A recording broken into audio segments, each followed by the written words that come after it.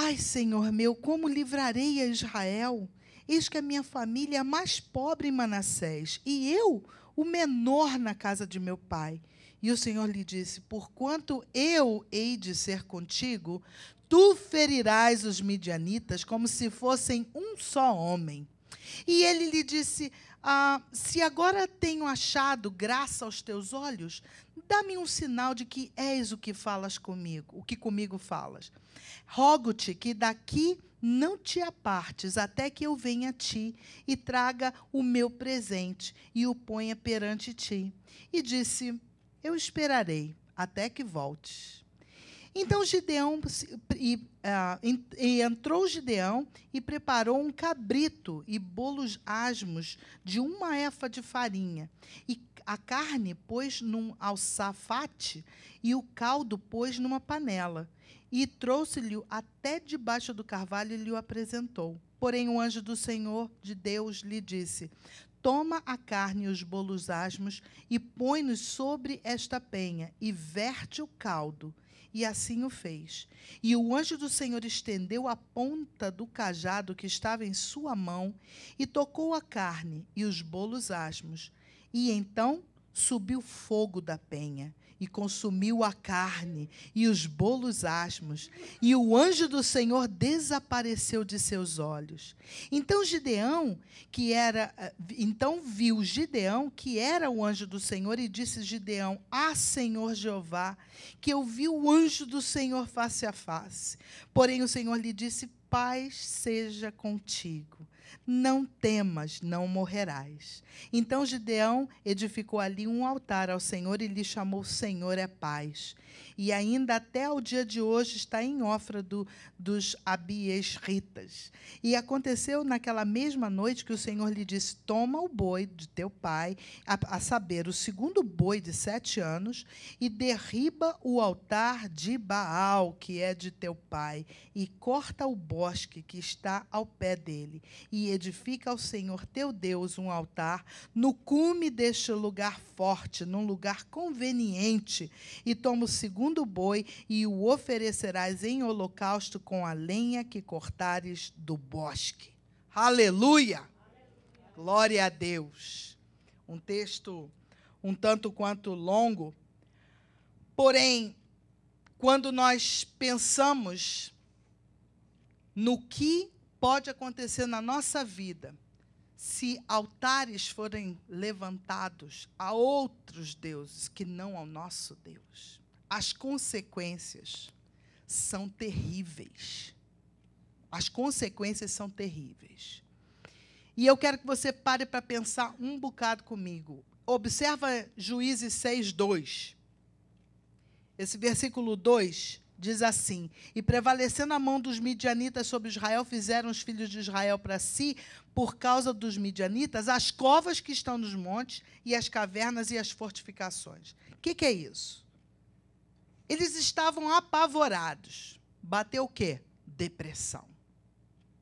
Se nós tivermos altares na nossa vida, a depressão vem. Ela vem.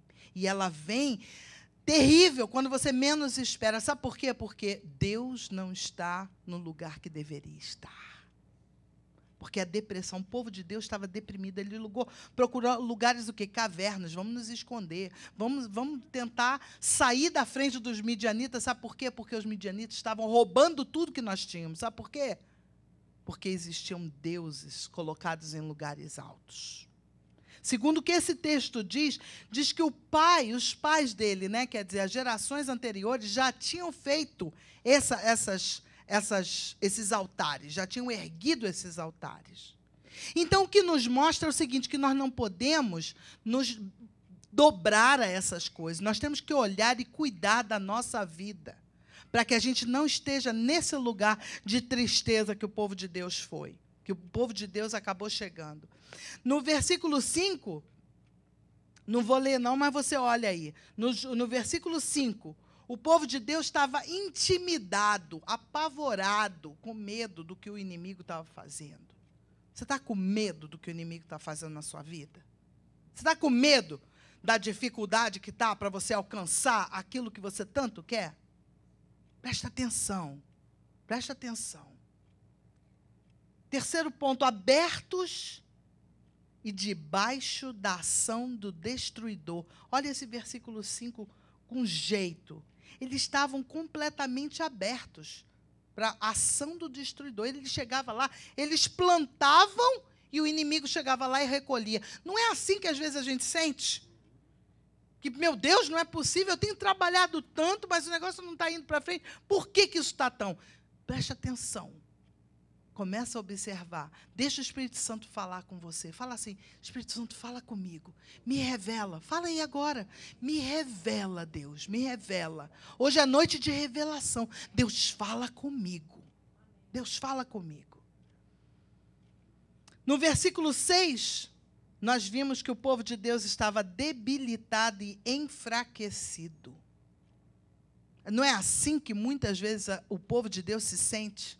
Debilitado, enfraquecido, sem forças mais, por causa de tanta luta que a gente tem enfrentado. Mas essa história vai mudar hoje à noite, em nome de Jesus, em nome de Jesus. No versículo 15, se você for olhar lá, vou botar meu óculos aqui para a gente poder ler.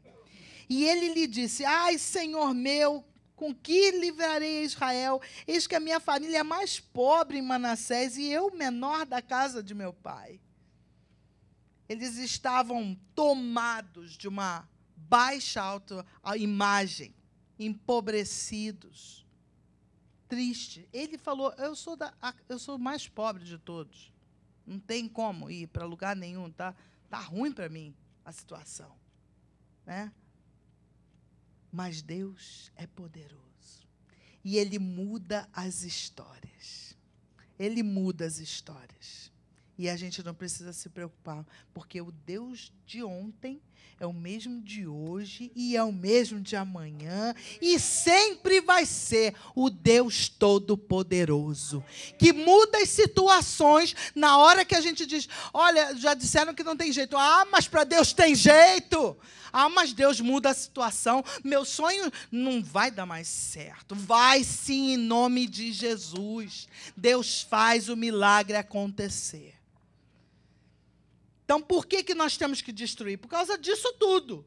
Por causa disso tudo, nós temos que destruir esses altares. Agora, faz-se necessário que nós hoje quebremos esses altares de deuses que querem ocupar o lugar do Deus Todo-Poderoso em nossa vida.